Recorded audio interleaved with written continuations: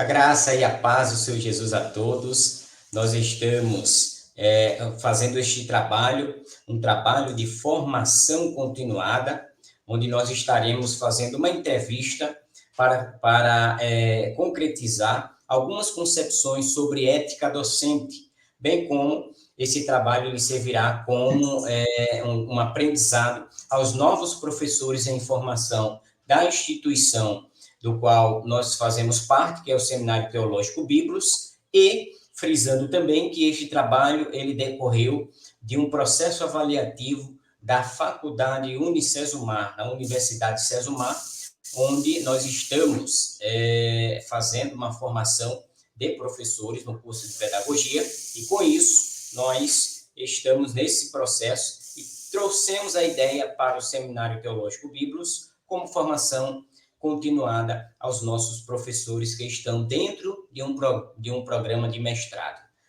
Está comigo aqui o nosso pastor e doutor José Mário, nosso diretor acadêmico do Seminário Teológico Biblos, o qual eu tenho a honra de estar com ele ali, regendo essa instituição que tem formado muitos. Então, uma saudação ao nosso pastor José Mário, certo? Seja bem-vindo a esta entrevista.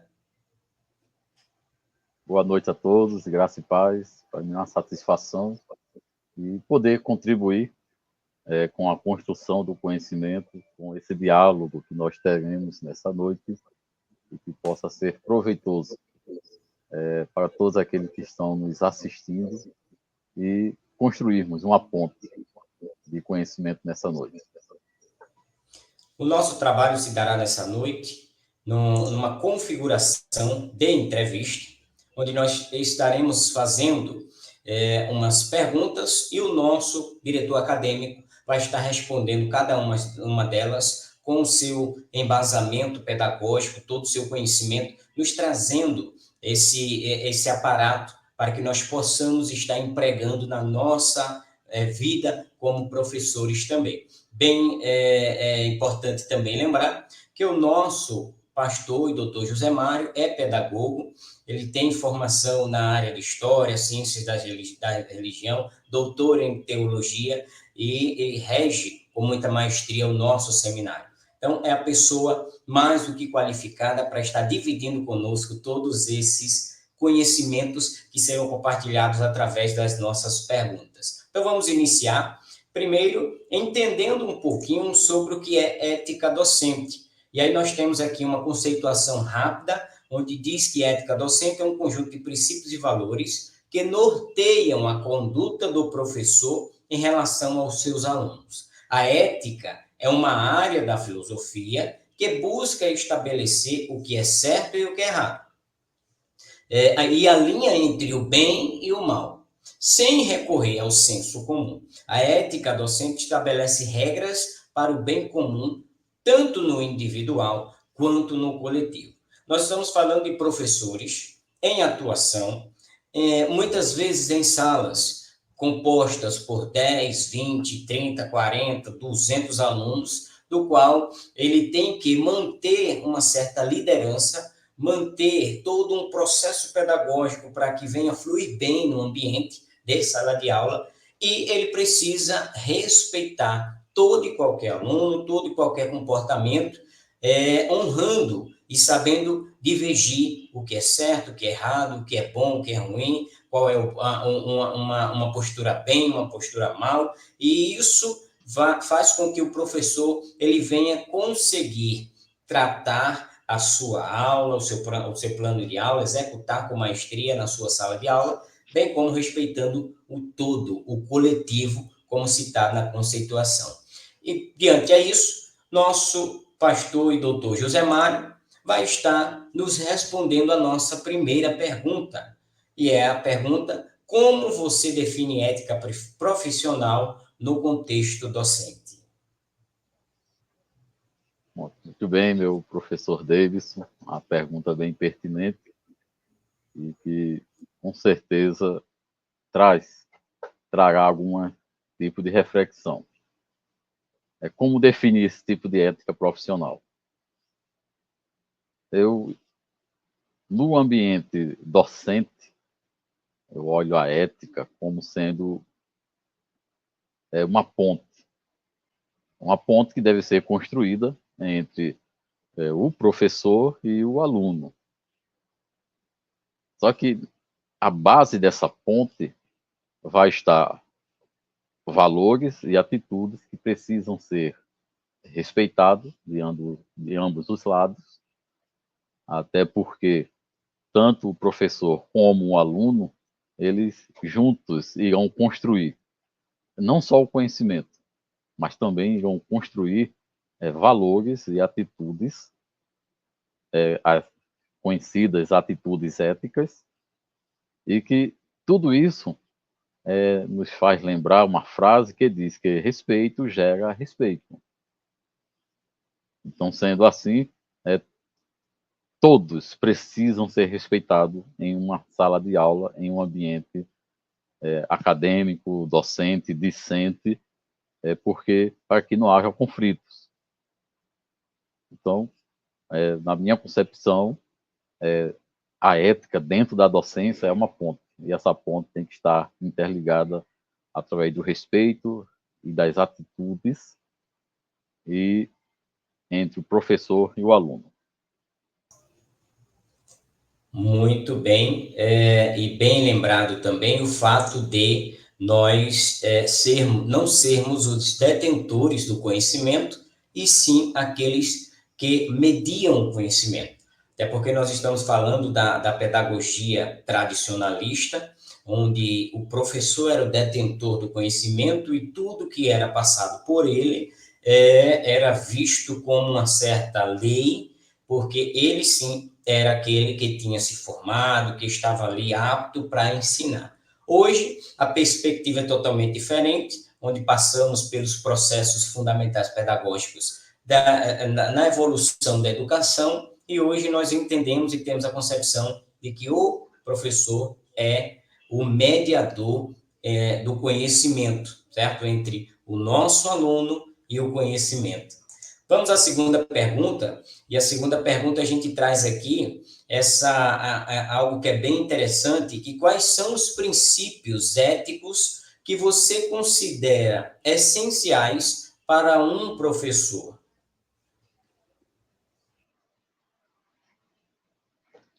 Vamos lá, alguns princípios éticos essenciais para o professor. Na visão geral, a grosso modo, existe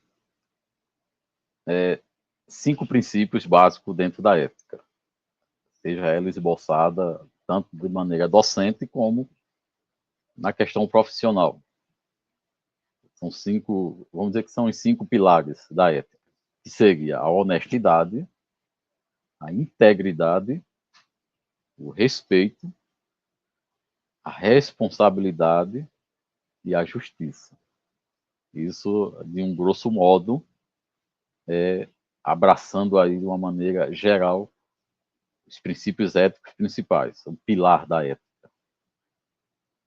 Mas dentro do ambiente pedagógico, docente, a gente pode citar outros elementos, princípios que precisam estar sendo norteado na docência do professor. Eu acredito que no principal princípio, que até fora citado por grandes pedagogos, como Paulo Freire, é a chamada rigorosidade metódica. Esse princípio, que eu acho essencial para um docente, é justamente transformar o ensino, a maneira de ensinar, através do conhecimento crítico e da curiosidade. E isso, juntando conhecimento crítico e a curiosidade, nós vamos ter uma mediação com o diálogo. Isso vai fazer com que o aluno ele saia daquele tradicionalismo, como nós ouvimos agora há pouco. Como já dizia meu professor lá da Unopar, Barreto, ele dizia que muitos pedagogos estão ainda engessados naquela pedagogia tradicional, onde é o professor, o livro e o aluno. E a gente sabe que hoje não é bem assim. Existe uma ponte, uma mediação entre professor e aluno. A rigorosidade metódica é justamente pegar um assunto e fazer com que haja um diálogo. Esse conhecimento vai ser construído entre o aluno e o professor, mediante a exposição, a conversa, a opinião de um determinado tema. Ainda temos a questão da pesquisa, que é fundamental para o processo da aprendizagem, a própria curiosidade, a criticidade. O professor não é só para estar lendo texto, mas é provocar a crítica dos alunos. Provocando a crítica, nós teremos a reflexão crítica por parte desses alunos. E, é claro, respeitar o respeito aos alunos e aos seus saberes. Porque hoje nós temos uma diversidade de cultura. Hoje as informações, elas são muito rápidas e chegam nas pessoas. E, com certeza, alunos, quando vão para a escola, eles trazem consigo uma bagagem, trazem os seus saberes. E esses saberes precisam ser respeitados pelo docente. Lembrando, como disse o nosso professor Davidson, o professor não é o detentor do conhecimento, ele é o mediador. Então, ele vai trabalhar, sim, com os saberes que os alunos em si já têm. E, por último, gostaria de citar a questão de respeitar a liberdade de expressão e o livre pensar, até porque é uma coisa que rege a nossa Constituição. E a gente sabe que precisamos considerar que todos os alunos, em suas desigualdades, é preciso que o professor ele respeite os alunos e evite estereotipos e qualquer tipo de preconceito em sala de aula. Isso é fundamental para o cumprimento dos princípios éticos que regem a docência. Muito bem. É algo que eu também carrego enquanto professor, é o fato de nos depararmos com a concepção de que o ambiente formador não é só a escola hoje. Nós temos a comunidade como ambiente formador, nós temos a própria casa dos nossos alunos como ambiente formador, e isso é um divisor de águas para que a gente não venha estereotipar nenhum de nossos alunos por algum comportamento aprendido ou absorvido por ele fora do ambiente formador, que seria a escola, o nosso ambiente de trabalho, não é? Então, é importante essa sua colocação, pelo simples fato de a gente entrar dentro da linha do respeito ao nosso aluno, o respeito aos ambientes onde ele absorveu todo e qualquer conhecimento que ele tem até o presente momento, e o respeito com a desenvoltura dele de acordo com a sua ação enquanto professor, de acordo com a sua com o seu método de lecionar, não é? É importante a gente ter essa ideia, porque facilita na nossa sala de aula. E às vezes a gente sabe que tem muitos dos nossos alunos que às vezes são mais enérgicos do que outros, e a gente precisa saber dosar e trazer aquela energia toda dentro do campo da produção, para que ele não venha gastar energia em vão, não é? Então vamos partir para a nossa pergunta de número 3, onde diz quais são os desafios éticos mais comuns que os professores enfrentam em sua prática. Como você lida com esses desafios?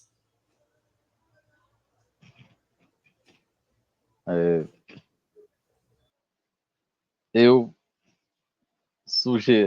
poderia citar aqui duas palavrinhas que é importante nessa pergunta e que eu creio que acontecem em maior caso em nossas salas de aula e nossas escolas.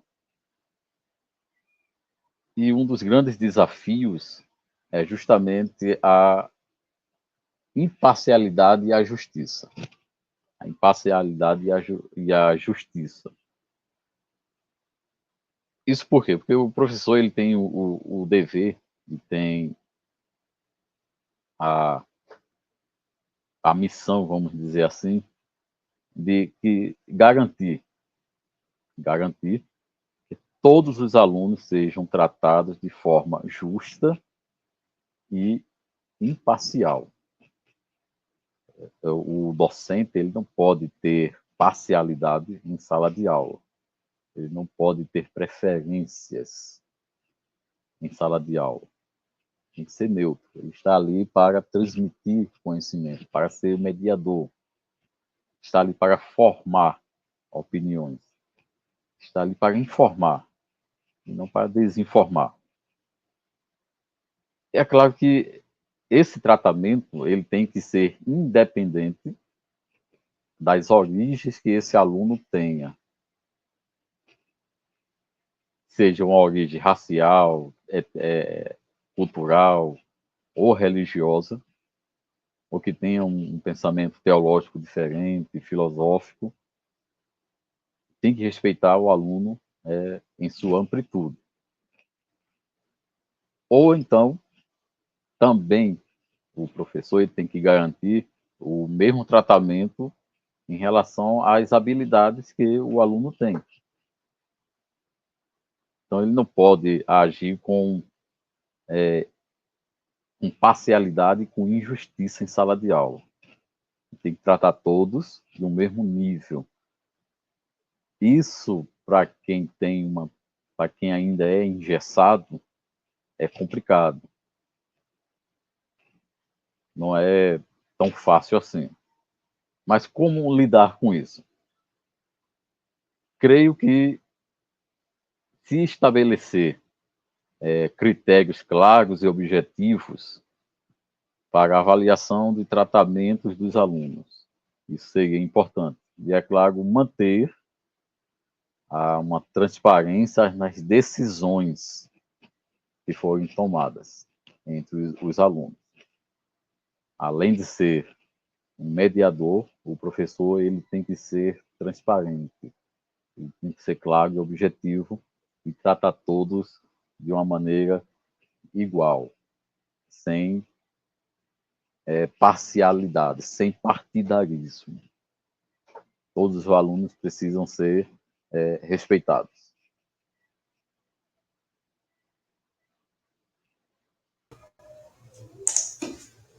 Muito bem explicado pelo nosso professor. Nós sabemos também que existe um comportamento, enquanto professores, que a gente precisa evitar na sala de aula, né? Que seria o fato de usar do favoritismo. E isso é algo que a gente precisa evitar muito. Nós sabemos que nós temos alunos que são considerados alunos prodígios, onde tem uma certa facilidade em absorver tudo que a gente ensina, e tem aqueles alunos que têm uma certa dificuldade em absorver tudo que a gente traz na sala de aula. E aí tem um desgaste da nossa parte, enquanto professores, em ter que explicar, buscar outro método, outra linha de externalização daquele assunto para que o nosso aluno ele venha entender. E isso a gente precisa tomar cuidado, que é o fato de não favorecer mais um e desfavorecer o outro. É o que o nosso pastor falou muito bem, que é a questão de imparcialidade. Nós não podemos ser parciais, e sim imparciais. É muito bem frisado esses desafios que a gente passa e tem diariamente nas nossas salas de aula, certo?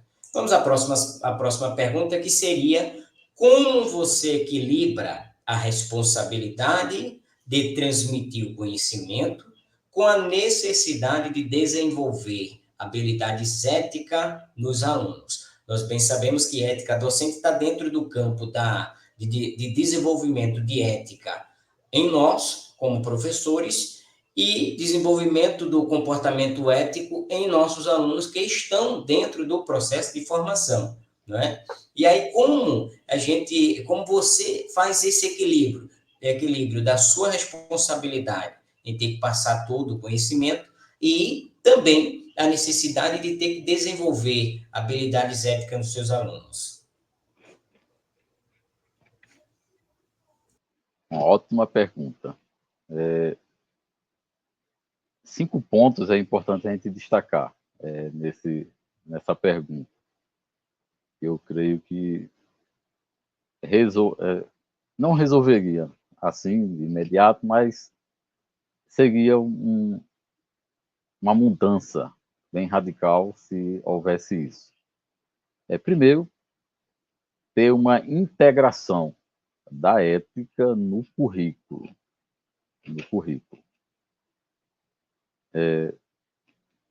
Transformar essa questão ética mais para a sala de aula, assim, inseri-la dentro do currículo. Creio que seria muito, muito proveitoso. Por quê? Com essa integração da ética dentro do currículo, poderia-se incorporar discussões e estudos de casos éticos nas disciplinas já existentes. E, é claro, mostrando questões éticas que seja relacionado com a disciplina. Isso trazendo para a sala de aula. Seria importante. O segundo ponto que a gente precisa destacar é a questão do ambiente de aprendizagem inclusivo. A inclusão desses alunos nesse tipo de universo da ética. Em outras palavras, o professor e também a escola, o professor só em si ele não resolve, mas a escola em si, a equipe pedagógica, toda a diretoria, criar um ambiente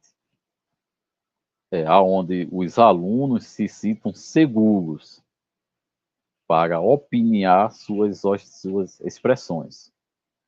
E também debater questões éticas, e é claro, esses debates éticos não era para gerar conflito, mas promover o respeito e a empatia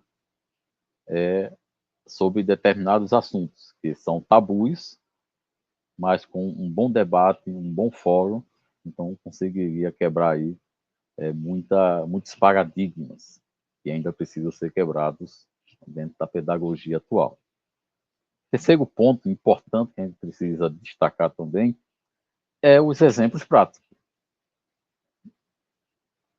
Ou seja, utilizar exemplos do mundo real para ilustrar dilemas éticos.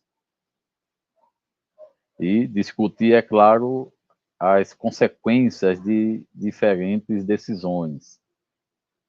Pegar uma notícia, uma frase, uma parte de um filme, de uma revista, de um artigo, de um vídeo curto, de uma frase de uma música, que pudesse tirar assim do mundo real, desse mundo todo, e levar para a sala de aula e transformar numa discussão ética. Seria muito interessante. Quarto ponto que eu queria desenvolver é justamente a questão do pensamento crítico. Esse pensamento crítico. O que é que ia acontecer? É o incentivo dos alunos a analisar e questionar informações. Deixar os alunos ele mergulhar no universo da crítica. Isso, o que é que aconteceria? Iria ajudar esses alunos a desenvolver sua capacidade de tomar decisões informadas e éticas. Você pegar um tema, discutir um tema, fazer com que o aluno se sinta à vontade para falar, sem ser reprimido, através da sua oratória ou retórica, mas deixar o aluno se expressar dentro daquele assunto que ia, vamos dizer assim, deixar ele crítico, expressar sua própria opinião, sua construção. Quinto ponto, e o penúltimo, é justamente o modelo de comportamento ético.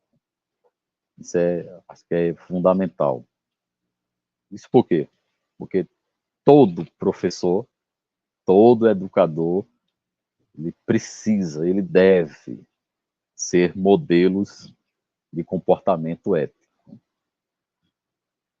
Tanto professor como educador, ele é o espelho da educação, ele reflete a educação.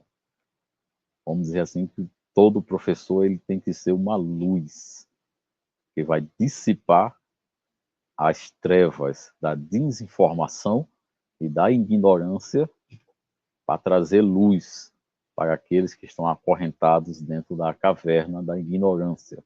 Pegando aqui um gancho no mito da caverna, que é fantástico esse mito. Isso faria com que, é claro, o aluno visse no professor um modelo de ética. Isso é fundamental. Por último, reflexão pessoal. Ou seja, incentivar os alunos a refletir suas próprias crenças e valores. E como essas crenças e valores podem influenciar a decisão deles.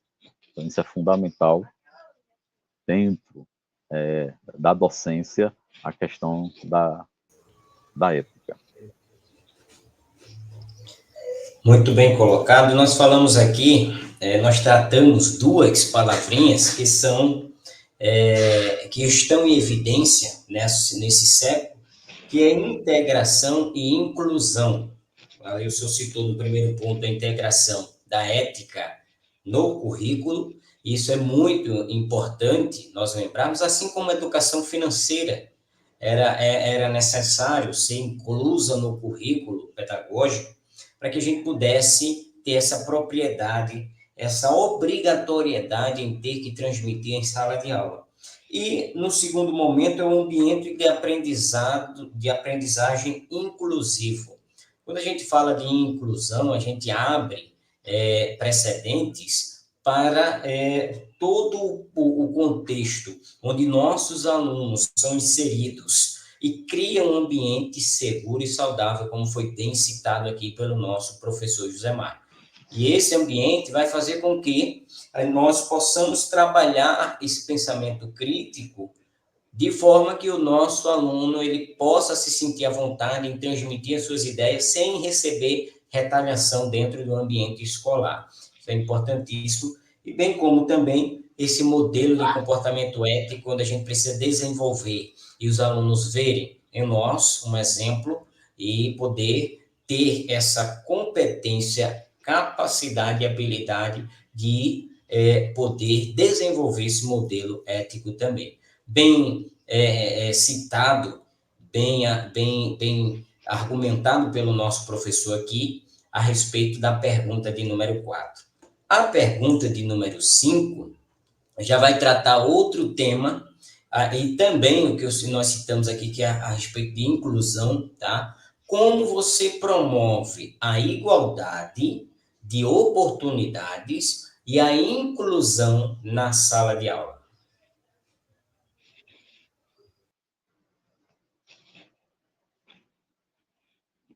Igualdade, né? Igualdade de oportunidade e inclusão. Isso é fundamental, é importante.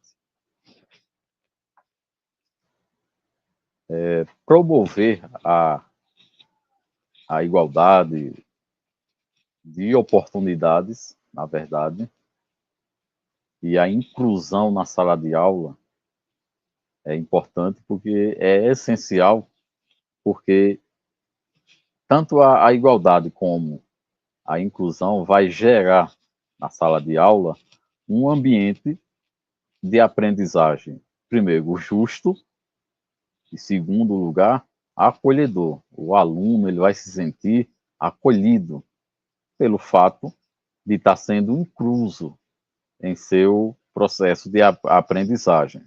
Isso é fundamental. Existem algumas estratégias importantes que seria essencial a gente, na nossa docência, incorporar na nossa prática docente. Tem algumas aqui que eu quero citar. Primeiro, seria um currículo inclusivo. Seria um currículo inclusivo. Desenvolver um tipo de currículo que esse currículo ele possa refletir a questão da diversidade cultural. Isso é fundamental. A diversidade cultural, a diversidade religiosa, a diversidade étnica e social dos alunos. Quem sabe que numa sala de aula está ali uma diversidade de pessoas, de pensamentos, de cosmovisões diferentes, e o professor ele tem que deixar todos os alunos inclusivo naquele ambiente de aprendizagem. O que o professor ele for ensinar tem que ser inclusivo para todos. Ele não vai falar, ele não vai ensinar para 3 pessoas, para um pensamento. Ele tem que ser reflexivo, dinâmico e incluir. Porque muitas vezes o que acontece? Mesmo uma sala tendo 20, 30 alunos, está lá uma sala bem cheia, com 30 alunos, por exemplo. Os 30 podem estar ali, mas o professor tem que observar que possa ser que ali no meio tenha um que não esteja inserido, integrado naquele ambiente de aprendizagem. E o professor ele tem que trabalhar para quebrar todo tipo de paradigma, tabu, para que aquele aluno seja incluso no seu aprendizado. A segunda coisa que seria interessante nessa questão era a incorporação de metodologias diversificadas. Como assim? Utilizando diferentes métodos de ensinos para se atender a diversas formas de aprendizagem. O tempo passou e a maneira de ensinar também passou. Não se ensina mais como há 30 anos atrás. Hoje nós temos a tecnologia ao nosso favor, a favor da educação, para transmitir o conhecimento. Essas metodologias para incluir esses alunos na inclusão e praticar a igualdade seria justamente aulas expositivas, atividades práticas relacionadas ao tema que for discutido, um aprendizado em grupo, colaborativo, isso faria toda a diferença, e, é claro, o uso de atividades assistidas, para que pudesse haver uma dinâmica entre os alunos. Um outro ponto importante que a gente está falando é a formação contínua dos professores. Ou seja, os professores sempre estarem fazendo reciclagem sobre práticas inclusivas e sobre temas de diversidade. É importante não esquecer que precisa-se de muitos professores passar por uma atualização nessa questão de igualdade, nessa questão de diversidade, nessa questão de tecnologia. É necessário fazer isso.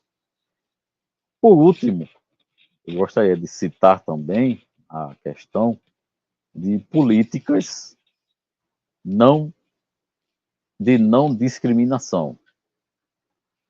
Ou seja, seria políticas bem claras, políticas abertas, que reprimissem toda forma de bullying, que reprimisse toda forma de preconceito, e que isso promovesse, dentro do ambiente da sala de aula, um lugar respeitoso e seguro para todos aqueles que têm uma diversidade diferente.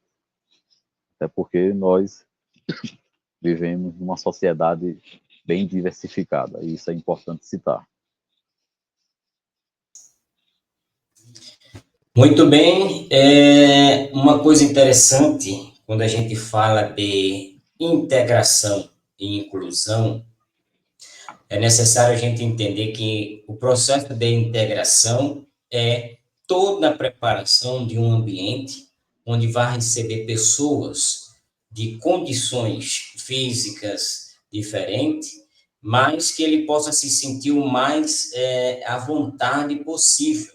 Quando a gente fala de inclusão, nós estamos falando do processo de racionalização entre aqueles que estão ali, que vão receber estes alunos, bem como aqueles que, os próprios alunos que precisam se adaptar ao ambiente e entender que não são pessoas diferentes, e sim pessoas aptas a conviver na sociedade da mesma forma, de forma igualitária.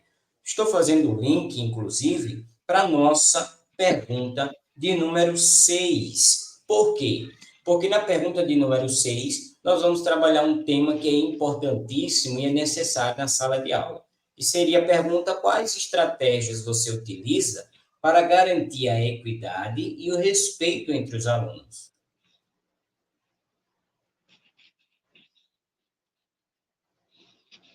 Então, é fundamental que o docente ele possa garantir a equidade, a questão da justiça igualitária e o respeito entre os alunos. Isso requer, claro, alguns pontos importantes que a gente precisa citar. Dentre esses pontos, seria, por exemplo, uma educação sobre diversidade e inclusão. Que esse tema, diversidade e inclusão, fosse não só temas teóricos, mas que fosse um tema que botasse em prática. Ou seja, implementar, na verdade, algum tipo de programa que ensine seminários, vamos dizer assim, workshop, palestras, simpósios, que pudesse mostrar a questão das culturas, das diferenças culturais, a questão da cultura, a questão das etnias, a questão dos gêneros. Isso para que nos alunos houvesse a habilidade para promover a compreensão e o respeito mútuo. Isso seria uma estratégia perfeita, trazer esses temas para ser debatidos em sala de aula, para que tenha respeito entre um aluno e o outro aluno, entre o aluno e o professor e o aluno. Isso é fundamental. E é claro, pensando nisso, uma equidade perfeita é quando existe um ambiente de sala de aula positivo. O que seria esse ambiente positivo? Seria justamente fazer com que a sala de aula não seja só uma sala de aula, mas que seja um ambiente acolhedor. Que o professor, através da sua didática, da maneira que ele transmite o conhecimento, ele possa acolher todos os alunos e que todos se sintam seguros e valorizados, independente da sua crença, da sua cor, da sua condição social, da sua etnia.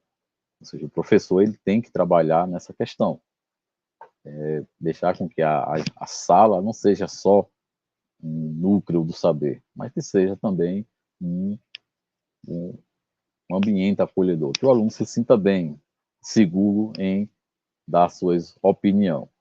Isso é fundamental. Por último, um ensino diferenciado. Esse ensino diferenciado seria justamente a questão para adaptar, trazer recursos, apresentações culturais, de diversos temas, para que os alunos olhassem com empatia para o outro aluno que tem uma cultura diferente ou um pensamento religioso diferente, mas que olhasse com empatia. Então, o professorado ele precisa fazer isso para que a justiça e o respeito sejam construídos também na sala de aula. Isso é fundamental. Muito bem argumentado pelo nosso professor. Nós vivemos um ambiente onde, como falamos a princípio, é um dos ambientes formadores de nossos alunos, certo?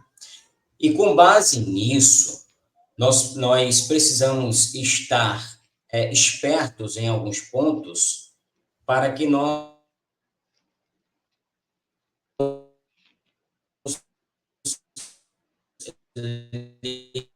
lidar com informações que são confidenciais, de forma que essa informação ela venha ser transmitida a toda e qualquer pessoa sem que seja dada a devida atenção. Diante a isto, nós, como professores, precisamos saber lidar com a privacidade de nossos alunos e a confidencialidade das informações que muitas vezes são compartilhadas em sala de aula. E aí eu pergunto ao nosso professor, como você lida com a privacidade dos alunos e a confidencialidade das informações compartilhadas na sala de aula? Dois critérios eu acho importante seguir. O primeiro seria o consentimento informado. A gente sabe que essa questão de dados pessoais, isso é coisa séria, não é brincadeira. Então, o consentimento informado seria essencial para a gente lidar com essa questão. Ou seja, o professor tem que se certificar de obter o consentimento dos pais ou dos responsáveis, no caso de menores, antes de coletar qualquer tipo de informação do aluno. Uma vez coletada essas informações, com o consentimento do próprio aluno, caso ele já for de maior, é claro, se for de menor, consentimento dos pais ou responsáveis, tendo esse consentimento, aí sim se iria para a segunda questão, que era a minimização de dados. Isso o quê? Seria apenas coletar informações essenciais para o processo educativo. Se não for para o processo educativo específico, então seria bom evitar certas informações para que essa informação ela não vaze em sala de aula, porque uma vez vazando, pode-se criar um tipo de constrangimento para o aluno e algum motivo de bullying por conta de um vazamento que o professor ele fez em sala de aula. E seria algo constrangedor. Então, o máximo de cuidado nessa questão. Primeiro, o consentimento informado, e segundo, o cuidado com esses dados, só o essencial. Na nossa sala de aula, nós estamos propícios a presenciar algumas situações quando não há a harmonia e o respeito entre os alunos, certo? E aí nós acabamos tendo que lidar com situações que são um pouco difícil até de resolver, mas precisamos fazer com que estes tipos de comportamentos sejam evitados na nossa sala de aula. Até para que isso não venha quebrar toda a harmonia, toda aquela sinergia que é construída desde do início do ano letivo ou até da nossa jornada enquanto professor daquele aluno em todos os anos que aquele aluno ele for gradativamente se formando, certo? E aí eu faço o link à pergunta de número 8, que seria justamente quais são as suas práticas, professor José Mário, para você evitar comportamentos inadequados ou antiéticos, como o assédio, o preconceito ou a própria discriminação entre os alunos dentro do ambiente de sala de aula.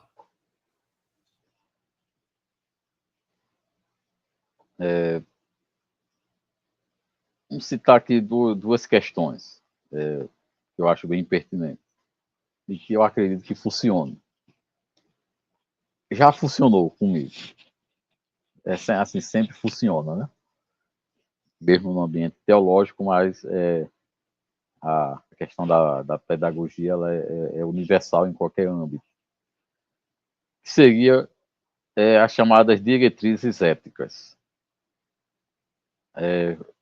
Que seriam diretrizes éticas? Seria a proibição de qualquer forma, expressamente, em questão de assédio, preconceito ou discriminação. Isso, assim, em minhas respostas. Então, as minhas respostas, elas não podem ter nenhum tipo de sombra que leve a um tipo de assédio, seja ele moral, seja ele sexual. Isso não pode existir nas respostas de um docente, porque provocaria um conflito imediato entre os alunos, como também nas respostas não podem haver capas e nem viés de preconceito ou algum tipo de discriminação em resposta. Isso porque o professor está ali para informar, para trazer a clareza e para construir, através de um diálogo aberto, franco e transparente, uma maneira de ensinar e de provocar a reflexão no aluno, não a irritabilidade, questões não precisam ser expostas por falta de ética. Isso é terrível. O segundo ponto que eu acho importante, que eu gosto muito de usar, é a questão da moderação de conteúdo. Moderar o tipo do conteúdo. Se você trabalha com slide, moderar que imagem vai ser colocada no slide, que tipo de frase, que tipo de palavra, colocações, isso faz toda a diferença. Isso por quê? Porque todas as respostas, elas têm que ser, não precisam ser ofensivas ou inadequadas. O professor tem que filtrar que tipo de resposta ele vai dar. Ou seja, o conteúdo que ele for passar, esse conteúdo tem que ser respeitoso e apropriado para o momento. É assim que a gente constrói uma aula construtiva em que a discriminação ela é tirada do ambiente, questões de assédio, preconceito é aniquilado se seguirmos essas questões, porque é importante a gente fazer isso para que tudo que a gente for fazer seja inclusivo, respeitoso, dinâmico, é claro, didático e que possam levar todos a a um conceito de educação e aprendizagem de uma maneira justa. Mais uma vez repetindo, tirando aí todo o viés de comportamentos antiéticos, de preconceito ou discriminação. Isso é fundamental.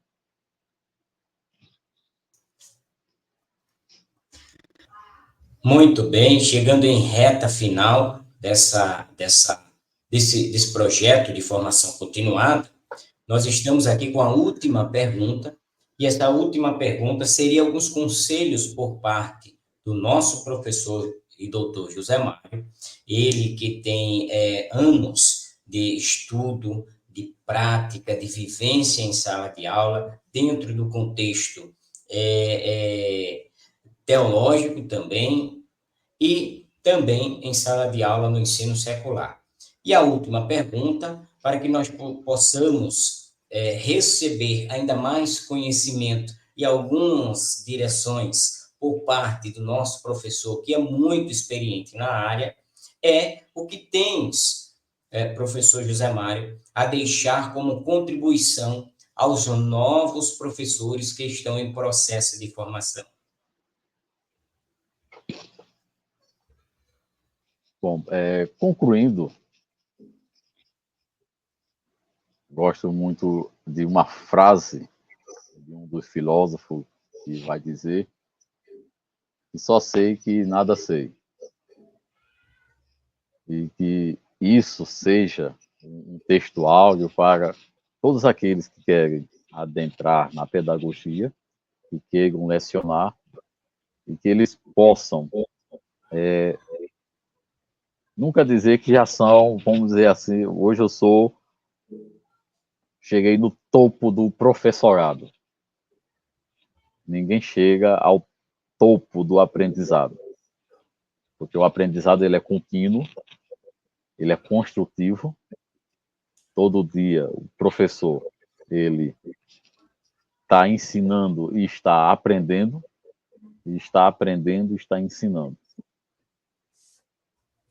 A importância da formação continuada se faz necessário para os professores, mesmo que passe aí 4 anos numa pedagogia, numa faculdade, mas que não fique engessado só em 4 anos ou em 3 anos, mas que busque aperfeiçoamentos, que busque inovações tecnológicas para passar o conhecimento, que busque cada vez mais novas maneiras de ensinar, e que essa maneira de ensinar ela possa estar quebrando tabus, possa estar quebrando paradigmas que ainda existem em sala de aula, mas que nós, como professores, e os novos professores que estarão chegando, tem um grande desafio.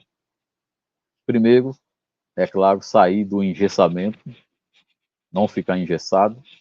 Segundo, adentrar no mundo da tecnologia, porque com a pandemia, por exemplo, se você observar, a pandemia ela acelerou com muita rapidez toda essa questão da adaptação do professor tradicional aos novos moldes da educação. Isso por quê? Porque muitos professores batiam no peito e diziam: eu já sou professor, para que eu vou usar o computador? Eu já sou professor, e para que eu vou usar um projetor? Para que eu vou usar o PowerPoint?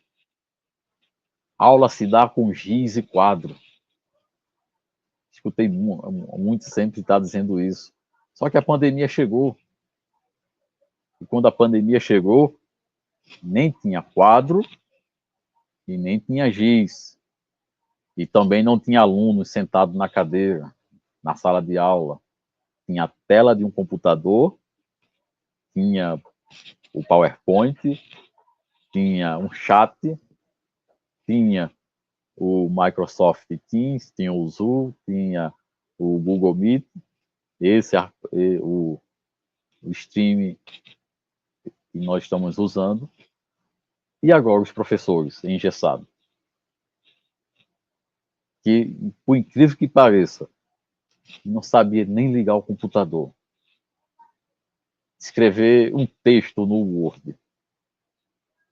Por isso que é necessário, mais do que antes.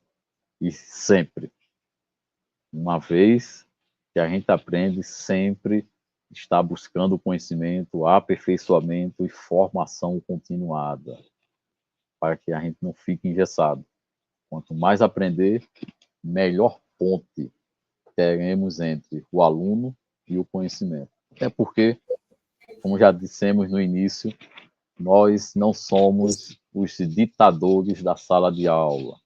Nós somos apenas mediador entre os alunos. Lembrando que os alunos, hoje, com a velocidade da informação, já vêm para a sala de aula com uma bagagem de conhecimento. E o professor ele tem que trabalhar esse conhecimento que os alunos já vêm com ele. E, é claro, respeitando o saber, usando a ética para respeitar esses alunos. E construir um ambiente muito interessante. Não se esqueça, um ambiente acolhedor. Sala de aula não é só transmissão de conhecimento. O aluno tem que se sentir acolhido, seguro, por causa da presença do professor e o modelo ético que ele é. Aonde você passar, você é o professor, é o portador da luz do conhecimento. Muito bem anotado. Eu que estou em processo de formação pedagógica na faculdade, preciso muito de utilizar esses conhecimentos aqui compartilhados, bem como todos aqueles que terão acesso a esse material, não é? Assim como a homilética, ela ensina que a pregação para o ministro começa quando ele desce do altar, quando ele ali sai do púlpito, o ensino e aprendizagem dentro do processo onde rege o ensino por parte do professor começa não só quando ele inicia a faculdade, mas sim quando ele termina e vai para o mercado de trabalho, vai para as escolas, vai ministrar. É vivendo sempre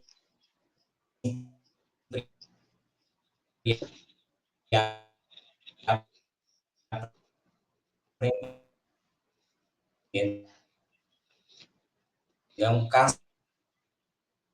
casamento, não é? Onde a gente vai estar sempre com comporta entrevista.